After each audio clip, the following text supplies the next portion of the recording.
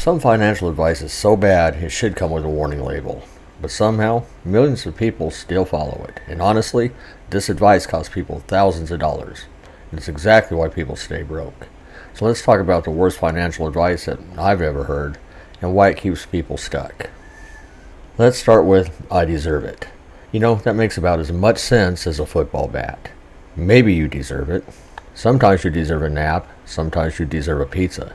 What you do not deserve is a $900 truck payment just because you had a rough Tuesday. Deserve has nothing to do with accountability.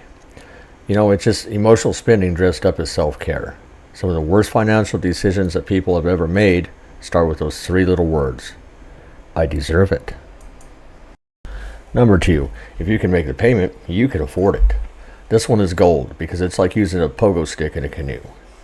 Payments trick you into thinking that you're richer than you are, but payments lie because they often hide the real cost. The real question is, can you afford the total cost? Can you afford the interest? Can you afford the insurance? And what about that maintenance? Most important, can you afford what that payment prevents you from doing with your money? Let me rephrase that. It's important. Are you willing to sacrifice the other things that payment prevents you from enjoying? And think about this. If you have to finance it, who really owns it until it's paid for? And number 3, I hear this one a lot. A car payment, it's just part of life. Well, says who?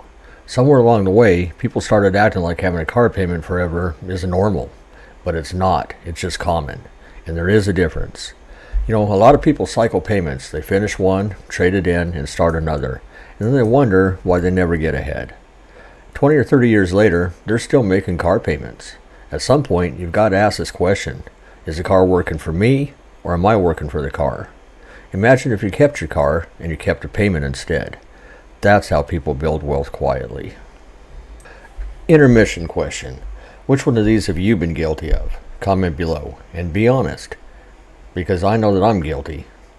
Lessons learned. But here's the scary part. None of this advice sounds crazy when you first hear it, and that's why so many people believe it. Bad financial advice doesn't show wearing a ski mask.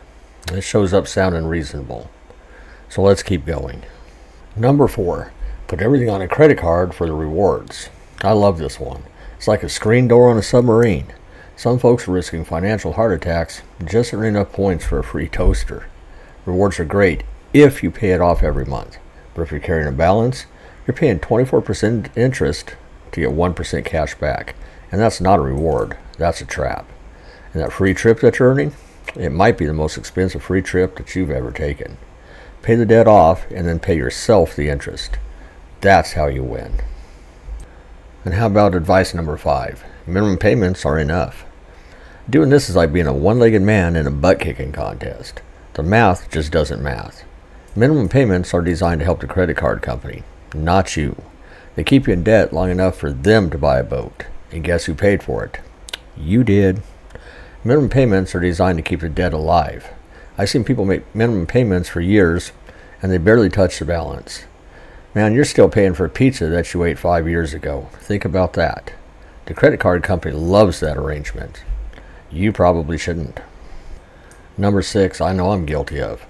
We say, I'll start saving money when I make more money. Right. Now I have a waterproof sponge to sell you. Listen, if you can't save a little when you have a little, what makes you think that you're going to save a lot when you have a lot? More income doesn't automatically create better habits. In fact, it usually just gives your existing habits more money to play with.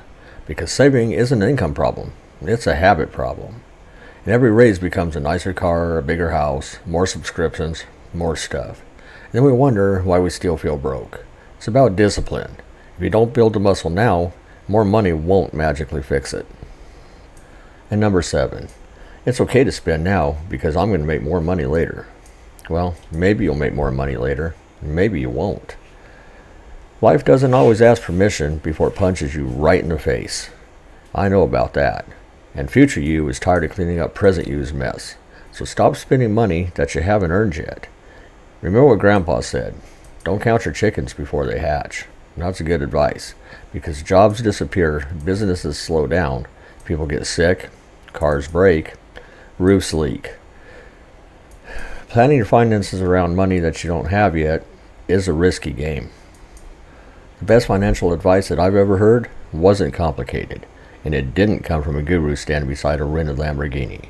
It came from my grandpa.